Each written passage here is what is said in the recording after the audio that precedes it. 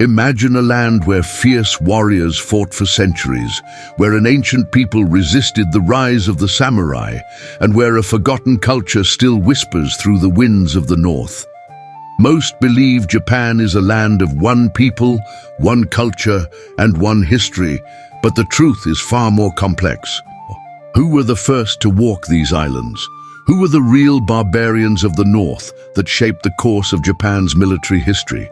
And why do some of Japan's earliest inhabitants look nothing like the samurai we see in movies? Stay with me, because today we're diving deep into the untold history of Japan's forgotten peoples. When we think of Japan, we imagine a homogeneous nation, united under one identity.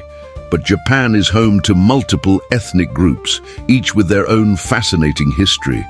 The dominant group is called the Yamato, the people most commonly associated with Japanese culture. However, not all Japanese belong to this group.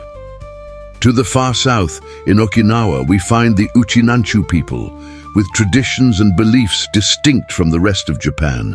And in the cold, rugged landscapes of the north, we find the Ainu, an indigenous people whose history is filled with struggle, survival, and resistance. But how did these different groups shape Japan?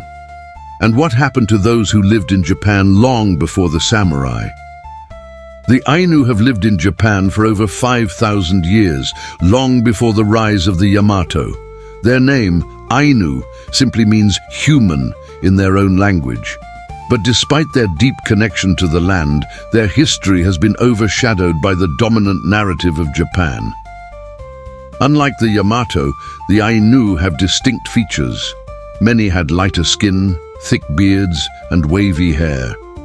Their traditions, beliefs, and way of life were completely different from the growing empire in the south. For centuries, the Ainu lived in Hokkaido and beyond, relying on fishing, hunting, and deep spiritual connections to nature. But as the Yamato expanded their influence, tensions between these two worlds escalated. By the 10th century, the Yamato were expanding their rule northward, but they encountered fierce resistance. The Ainu warriors were known for their bravery and determination, fighting with everything they had to protect their land. In fact, the famous title Shogun was born from these battles. The full title, Sei Taishogun, means commanding general who fights against the barbarians of the north. And who were these so-called barbarians? The Ainu themselves. For centuries, the samurai and the Ainu clashed. It wasn't until the 17th century that the samurai made their final push into Hokkaido. And even then, the true colonization of the region wouldn't begin until the late 19th century. One of the first major colonizers was Morihei Ueshiba, a name that might sound familiar. He would later become the founder of Aikido, a martial art that blends philosophy, spirituality, and combat. So what happened to the Ainu? By the time Japan fully colonized Hokkaido, their population had drastically declined due to war, assimilation policies, and cultural suppression. Today, there are only about 24,000 Ainu left in Japan. For much of modern history, their identity was nearly erased, as they were forced to adopt Yamato customs, language, and names. However, in recent years, the Ainu have begun reclaiming their culture and identity.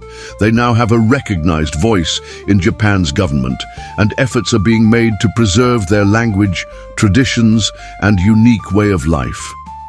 The story of Japan is not just the story of the samurai, the emperors, or the bustling cities we see today. It's a land of multiple peoples, each with their own history, struggles, and triumphs. The Ainu, the Uchinanchu, and the Yamato each played a crucial role in shaping Japan as we know it, yet so much of their history remains untold. Now that you know the truth, what do you think? Should more people learn about Japan's indigenous roots? Let me know in the comments. And if you want to see more deep dives into forgotten history, don't forget to like and subscribe. Thanks for watching, and see you in the next video.